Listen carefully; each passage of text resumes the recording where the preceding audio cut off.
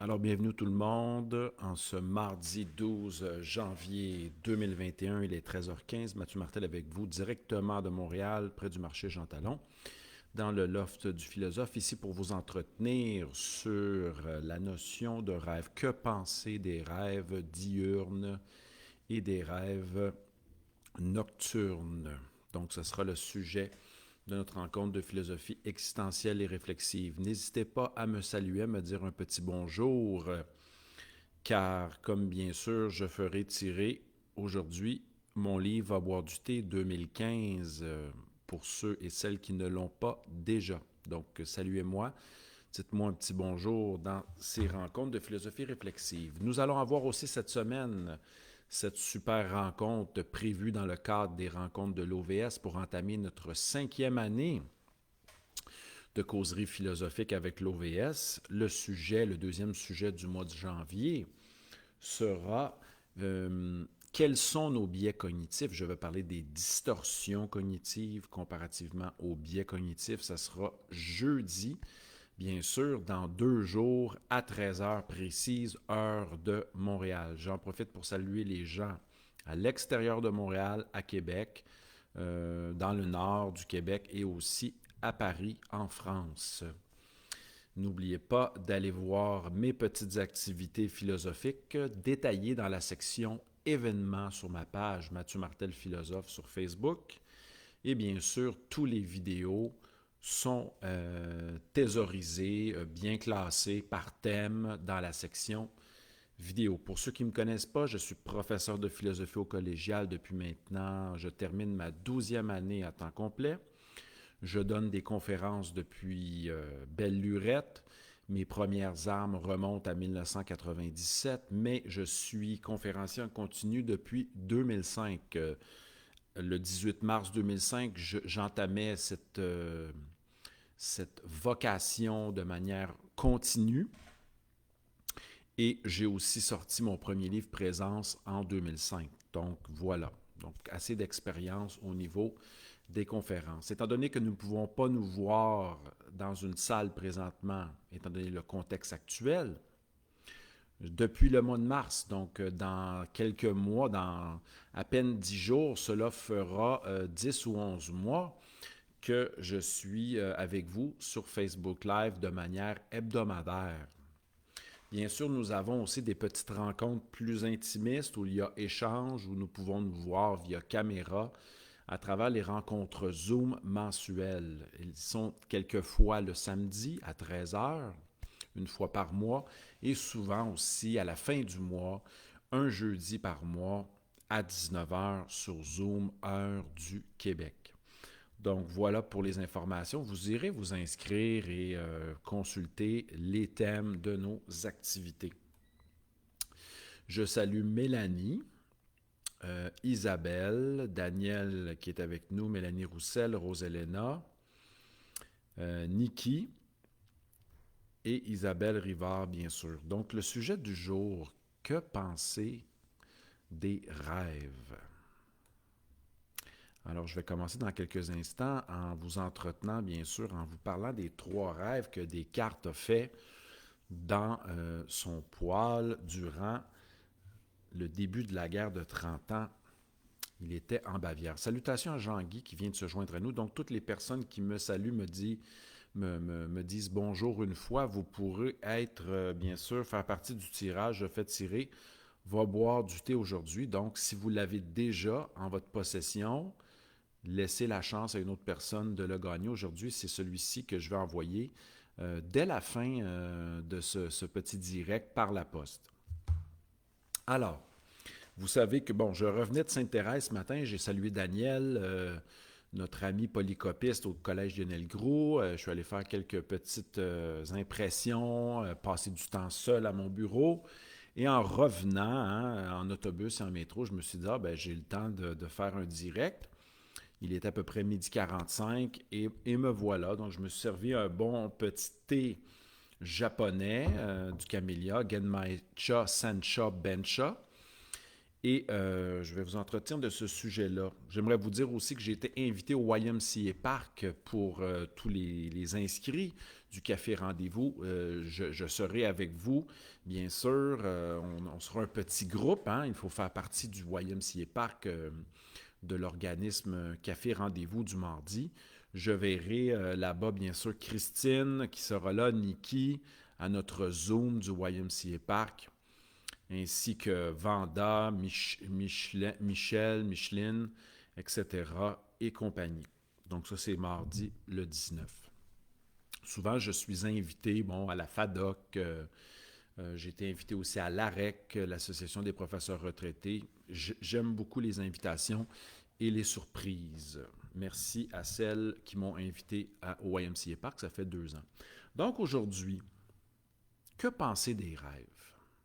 Je vais bien sûr faire référence dans quelques instants à Descartes, hein, qui réfléchit, étant donné qu'il a vécu des expériences, bien sûr, de rêves, que dire, presque initiatiques, hein, dans son poêle en 1619. On parle je suis allé reconsulter ces 3 fameux rêves que Descartes avait retranscrits en latin en 1619.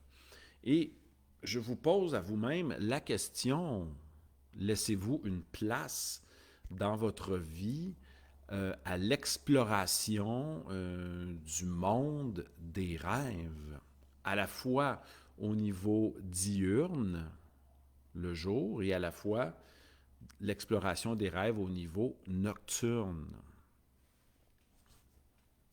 Donc, j'ai un petit bruit dans mon appartement qui vient du voisin, mais bon, ça va aller.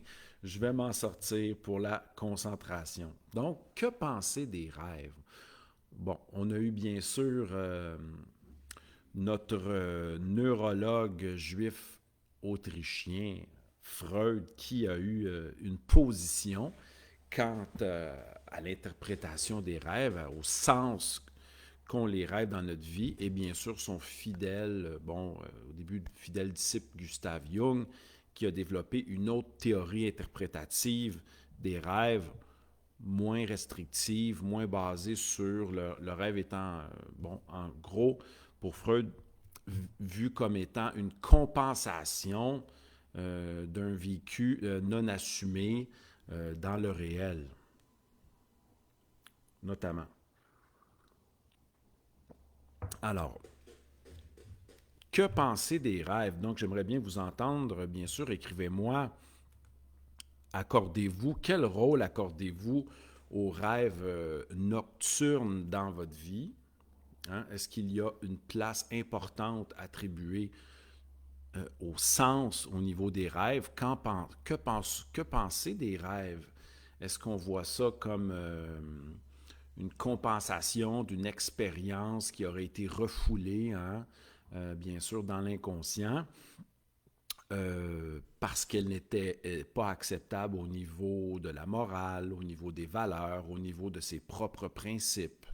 Est-ce que vous le voyez de cette manière-là ou d'une autre manière, dis-je? Donc, Daniel nous dit que lui, il prend note de ses rêves et il les laisse aller. Donc, voit ça comme une expérience. Mais peut-on tirer une connaissance, hein, qui viendrait des rêves? Est-ce que les rêves peuvent nous informer sur nous-mêmes, sur des événements à venir? On sait que certaines tribus amérindiennes spécifiques se racontaient leurs rêves le matin. Les rêves étaient porteurs d'enseignement et de sagesse. Hein?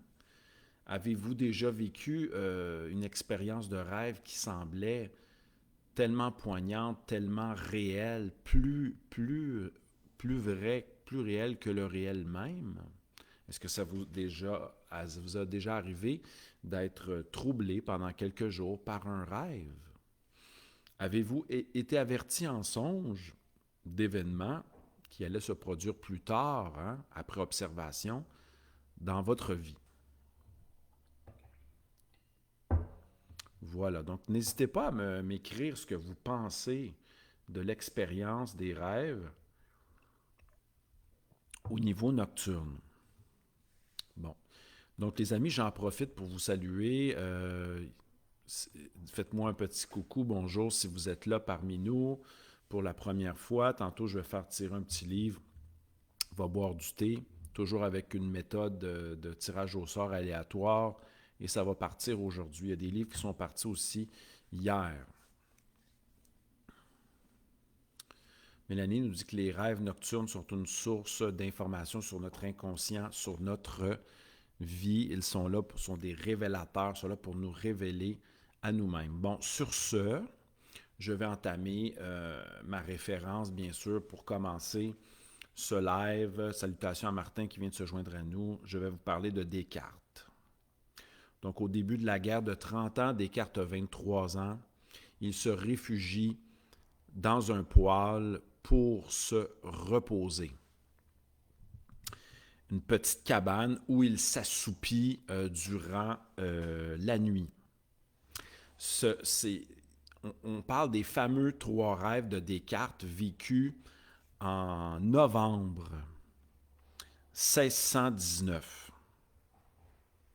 Ces rêves-là ont été traduits du latin au français par un biographe de Descartes qui se nomme Baillet.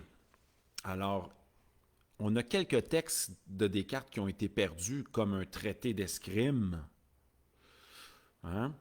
Et notamment les Olympica, ici, un manuscrit perdu où Descartes aurait relaté en latin, justement, son expérience des 3 rêves, hein, les fameux 3 songes de Descartes.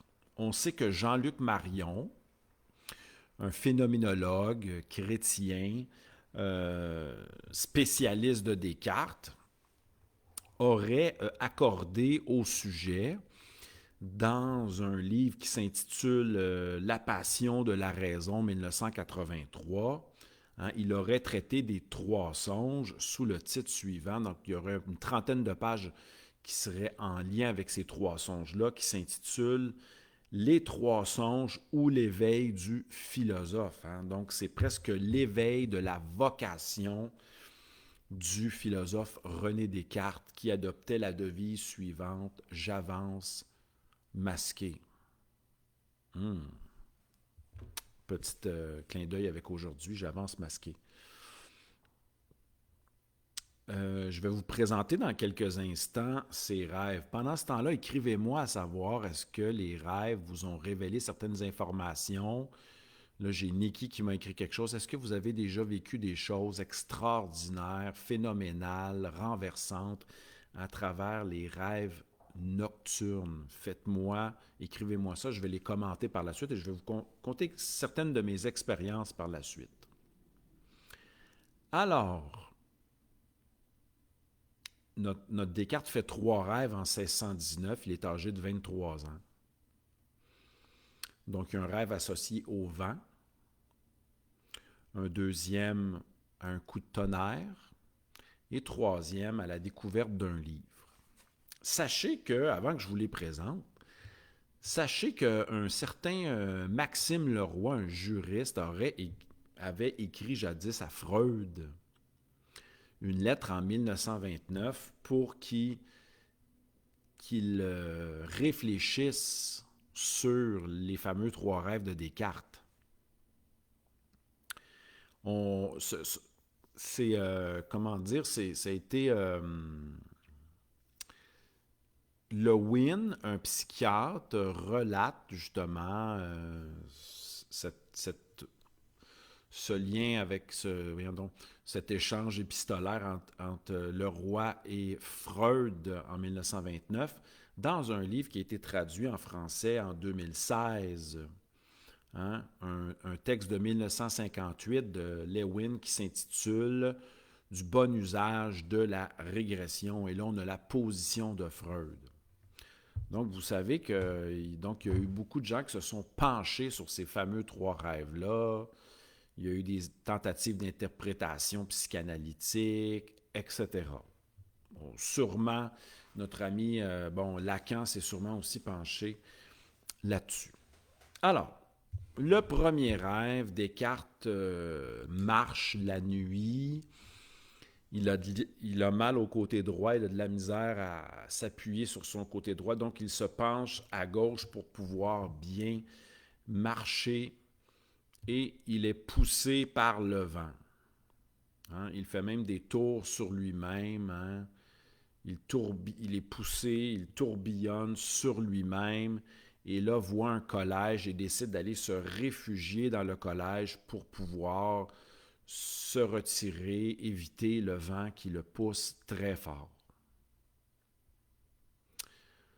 Donc, difficulté à marcher, tourbillon, vent, il se sent comme dans un autre monde. Il tente d'aller chercher refuge au collège et finalement, il se sent pas très bien et il décide de rebrousser chemin. Donc, je vous fais un résumé succinct.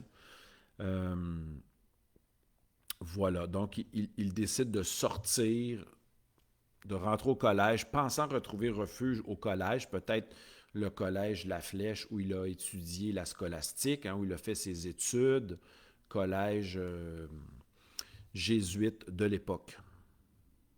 Donc, premier moment, c'est ça, c'est le fait de se sentir titubant, tourbillonnant, cherchant un refuge dans le collège, mais finalement décidant de s'éloigner du collège. Et on dit qu'on a une surprise, hein, il y a quelqu'un qui lui parle, le nomme par son nom et lui demande qu'as-tu besoin, etc.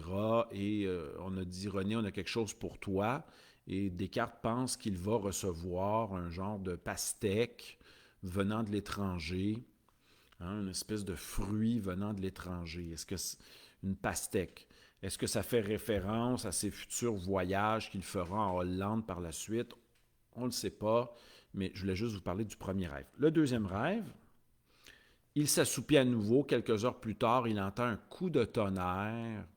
Hein, en grec, l'étonnement, le coup de tonnerre, d'être frappé par la foudre, ça nous rappelle Héraclite. Et dans sa chambre, perçoit des étincelles euh, surgir dans sa chambre. Hein? Donc un choc avec étincelles, le coup de tonnerre. Mais le plus intéressant, c'est le troisième élément. Mais aussi que ça vienne en trois étapes. Descartes se trouve devant un gros livre qu'il croit être un dictionnaire.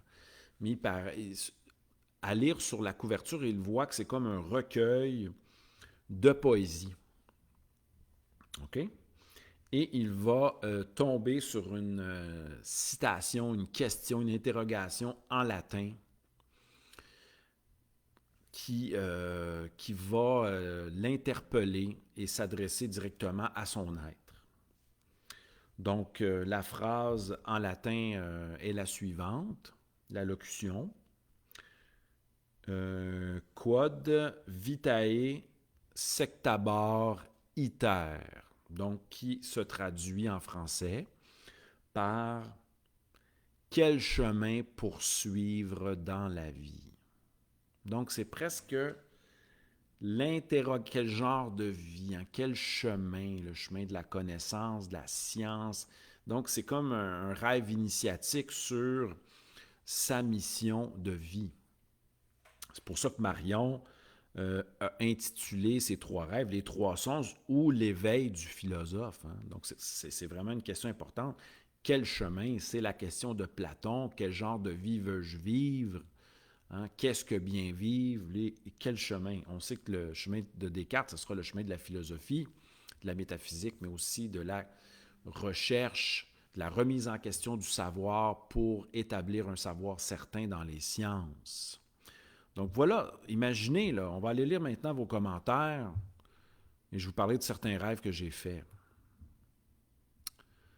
Niki nous dit qu'elle a été avertie de la mort, dans un rêve, de la mort de son père. J'ai souvent entendu ça, des révélations à travers les rêves. Dominique nous dit qu'elle a fait quelques rêves prémonitoires.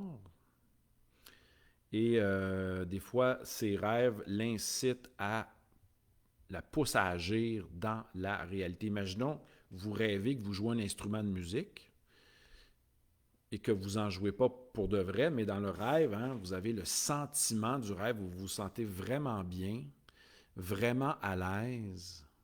Je me rappelle m'être entraîné, m'être dépassé à travers la pratique de la course ou de l'haltérophilie à travers les rêves, puis ressortir avec un sentiment d'accomplissement et de confiance. Donc, ça fait référence à ça. Certains font des rêves où ils se font avertir de la mort de quelqu'un, hein, à l'avance. Pour Daniel, les rêves n'ont rien changé à sa vie. Isabelle dit que les rêves sont un mélange de pensées collectives, d'inconscient collectif,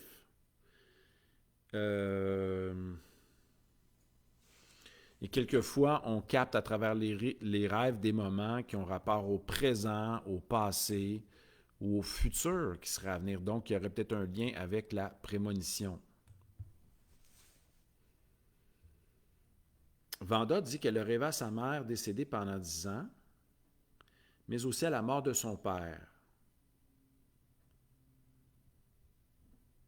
Donc, des fois, on peut rentrer en contact. Hein, c'est comme une relation à travers les rêves.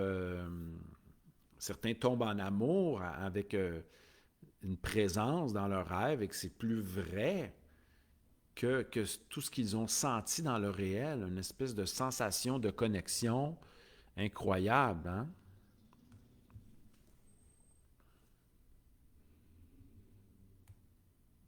Mélanie dit qu'elle voudrait s'entraîner à se rappeler de ses rêves pour pouvoir les interpréter et les peindre. Peut-être c'est ce que fait un peu Dali hein, dans ses toiles très symboliques et très surréalistes. Martin nous dit qu'il a déjà vécu un rêve à l'intérieur d'un rêve. Avez-vous déjà vécu le fait de voler, hein, de vous envoler? De vous demander, de vous toucher, de vous dire, suis-je en train de rêver? Et là, votre peau devient élastique. Et là, vous dites, bon, mais je vais sauter et me mettre à voler. Avez-vous déjà vécu ça?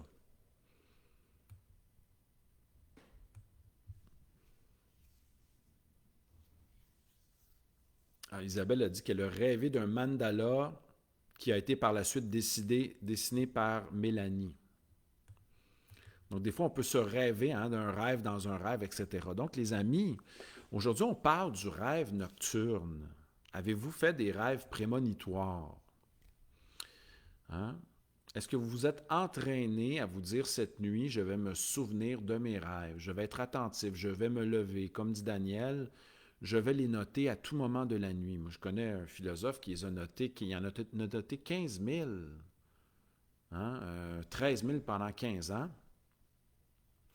À peu près, on peut se rappeler, il y a des moyens mémotechniques pour se souvenir de nos rêves. Des fois, on a des informations. Moi, j'ai eu des rêves quelquefois annonciateurs, prémonitoires. Je rencontrais la personne le lendemain matin, dans la journée même. Et j'avais rêvé à elle et je lui racontais mon rêve.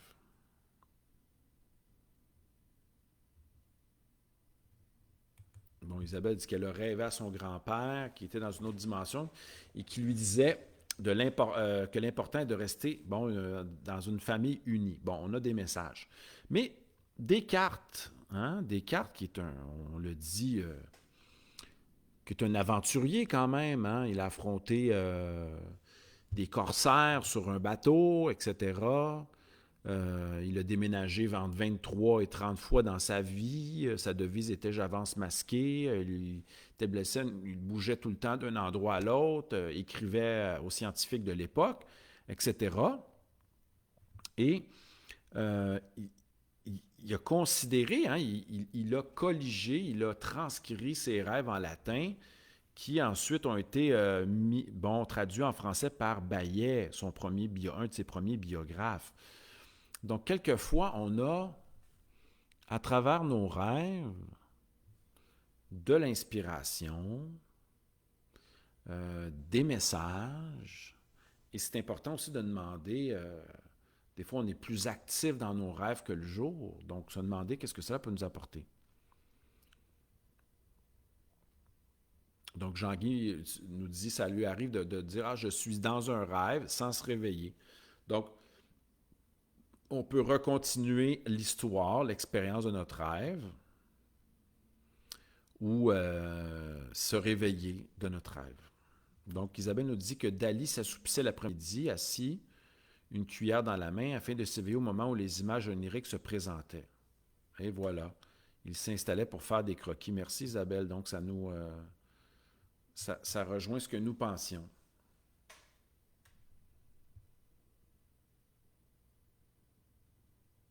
Oh, Daniel dit qu'il a cru à faire de la lévitation. Hein, donc, est-ce qu'il y a peut-être une sortie, un rêve lucide? Il s'est senti tomber dans son lit au réveil. Donc, voilà, ça revient. Bon, concernant les livres qui interprètent les rêves, bon, on tombe ici dans une vision, comment dire, de symbolique de rêve, dit supposément universel, avec des guides d'interprétation. L'important, les amis, c'est peut-être de se demander comment on se sent dans le rêve. Hein? Est-ce qu'on est actif? Est-ce qu'on est passif? Comment on se sent? De se rappeler les sensations, les images, d'apprendre à décrire soigneusement, d'observer. Peut-être pas besoin d'aller voir dans un livre d'interprétation, mais de se ramener à nous-mêmes. Moi, j'aurais rêvé qu'un de mes collègues se convertissait au végétarisme, je vous l'ai souvent compté. Le lendemain, je le vois au collège, il était le seul. C'était la seule personne qui était sur l'étage. Je m'adresse à lui, je lui dis, j'ai rêvé que tu voulais te convertir au végétarisme. Et il me déclare, ça fait 2 semaines que moi et ma fille, on y pense et on réfléchit à ça. Tandis que ma femme et mon fils, eux, veulent continuer à manger de la viande. Donc, des fois, j'ai fait d'autres types de rêves. Donc, quel est le rôle? Donc, Descartes, dans les méditations métaphysiques, lui dit, à un moment donné, des fois, on est incapable de distinguer le rêve de la réalité. Il se demande quels sont les critères qui nous permettent de distinguer ces expériences-là, ces expériences phénoménales. On sait que dans le rêve, on peut se pincer, on peut essayer de sauter. Et si notre peau s'étire ou si on se met à voler, bien là, on sait qu'on est on vit un autre genre d'expérience que l'expérience concrète, dite concrète, de la réalité. Mais Descartes, dans les méditations, se demande, lui, ça le pousse à ne pas se fier aux sens parce que les sens peuvent être trompeurs. Quelquefois, on vit dans le rêve et on sent que c'est plus réel que le réel. On peut se faire tromper. Et on sait que Descartes recherche à établir son savoir sur des certitudes. Donc, l'important, nous dit Mélanie, bon, ils peuvent nous stimuler la créativité, mais l'important, c'est de savoir quel est le sens que prend le rêve pour nous. Hein? Devenir des interprètes de ce qui nous arrive, mais aussi le ressenti.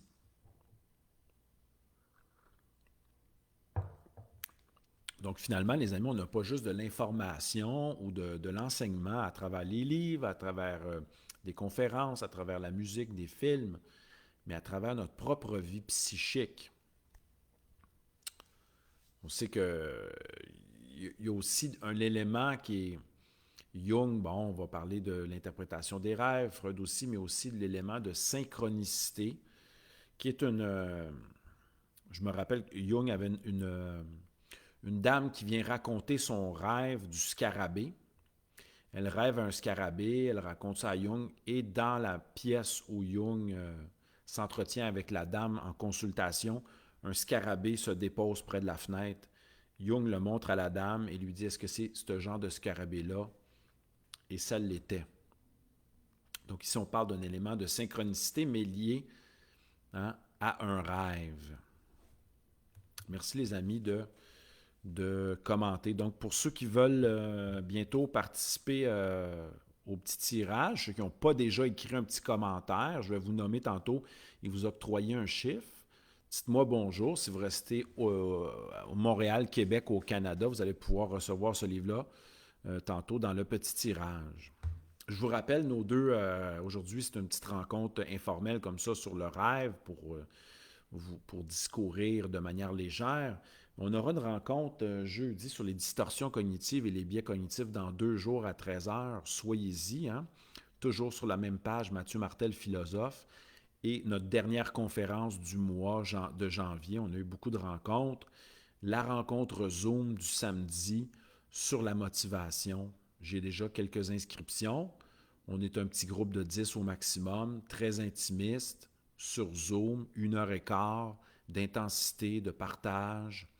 Et je vais réfléchir à savoir qu'est-ce que la motivation au sens philosophique, pourquoi se motiver, qu'est-ce qui nous aide à nous motiver, comment demeurer motivé et qu'est-ce qui peut venir empêcher d'être motivé. Hein? Donc, on va réfléchir là-dessus, le quoi, le pourquoi, les causes, etc. Ça, c'est le samedi 23 janvier. Je commence ma session le 25 janvier avec des nouveaux cours à donner. Donc, je vais être assez pris. Mais on aura des rencontres, bien sûr, au mois de février, au mois de mars. Tout est déjà prêt. Toutes les rencontres sont dans la section événements. Allez jeter un petit coup d'œil et mettez-vous, placez votre intérêt sur les rencontres. Donc, les amis, des fois, on cherche des réponses. La nuit porte conseil. Hein? Des fois, il s'agit d'aller faire une promenade, de déposer nos problèmes, de les écrire sur une feuille et d'aller se promener. Et des fois, les réponses viennent à travers des intuitions qui montent, des fois des discussions que nous avons avec les gens, des fois des synchronicités, hein, des réponses à travers des synchronicités qui sont des relations acausales qui génèrent une charge émotive, nous dit Jung. Et des fois, on a des réponses à travers les rêves. Donc, on peut se coucher le soir en se disant, j'ai envie de vivre de belles expériences dans mes rêves, d'être informé, d'être guidé hein, sur ce que mon être profond désire, savoir, de trouver des éléments d'inspiration, de créativité et de trouver du sens en étant conscient à travers les rêves. On peut même faire des rêves dits conscients et on peut même explorer d'autres réalités, d'autres plans de réalité à travers les rêves. Donc, on peut se coucher le soir et se dire, bien, j'aimerais bien me souvenir de mes rêves et je vais me réveiller pour les réécrire, pour m'en souvenir le matin. Je vais tenir un petit cahier, je vais essayer de décrire comment je me sens, décrire la situation. Est-ce que je suis actif? Est-ce que je suis passif? Quels sentiments je ressens? Qu'est-ce que ça symbolise pour moi? Donc, mais apprendre à décrire d'abord. Donc, salutations, je vais en profiter pour saluer les gens qui sont là. Je vais vous octroyer un petit numéro. Voilà, donc Anne-Marie numéro 1, Mélanie numéro 2, Niki numéro 3, Dominique numéro 4, Daniel numéro 5, Jean-Guy numéro 6, Isabelle 7, Vanda 8, Isabelle Saint-Pierre 9, Martin 10, Dominique Poirier 11. OK, je ne veux juste pas me tromper. Donc, Dominique Poirier 11. Mélanie Boano 12. Roselena 13. Christine 14. Je pense que j'ai oublié personne. Donc, je vais aller. Et Marguerite 15. Je vais aller dans mon tirage au sort aléatoire. Je mets les chiffres. Donc, j'espère que vous vous souvenez de vos chiffres. Marguerite, c'est le 15. Marie-Pierre, 16. Parfait. Marie-Pierre Salone, 16. Salutations. Donc, on a 16 participants. J'envoie le tirage au sort. On va regarder qu'est-ce qui sort. Et ça sera le numéro 14. Est-ce que c'est Christine dit Échalote, le 14? Hein, parce qu'on avait Marguerite 15, Marie-Pierre 16. Juste m'informer qui est le 14. Ou à moins que ce soit Rose-Helena. Je ne suis pas sûr. Donc, c'est ce petit-là, va boire du thé que je fais tirer. Selon Isabelle, c'est Christine. Est-ce que Christine, tu as déjà le livre ou tu ne l'as pas? Je pense pas, hein, Christine? Donc, dis-moi si tu désires avoir le livre. Parfait.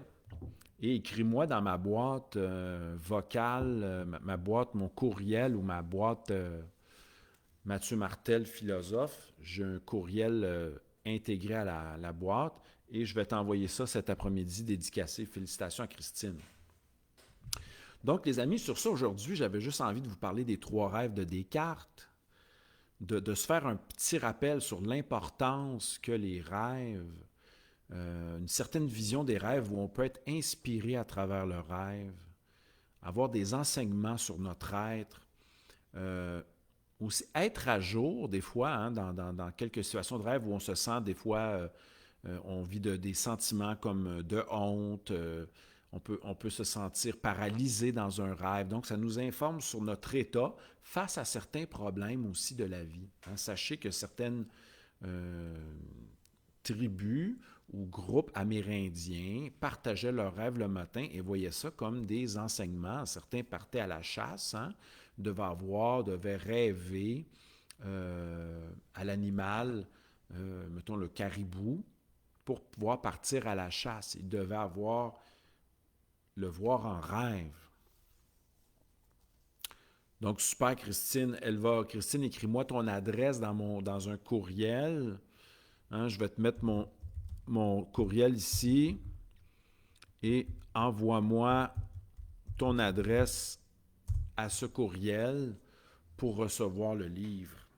Donc, ce soir, faites une petite expérience. Avant de vous coucher, j'aimerais me souvenir de mes rêves, j'aimerais prendre conscience dans mes rêves et les noter au réveil ou durant la nuit. On va se faire comme un petit rappel ici d'exploration des rêves. Sur ça, les amis, je vais aller dîner. Je vous remercie d'avoir été présent pour ce petit live de 45 minutes. J'espère que vous avez apprécié. Même Descartes, notre plus grand rationaliste, hein, a eu de l'information sur sa quête, sur sa mission philosophique à travers ses rêves. Donc, c'est à considérer quand même. Salutations à tous et à toutes. Merci d'avoir été là. On se revoit jeudi 13h pour la super rencontre sur les biais cognitifs et les distorsions cognitives. Bon après-midi. Profitez-en bien. Prenez soin de vous et rêvez mieux. À bientôt. Bye bye.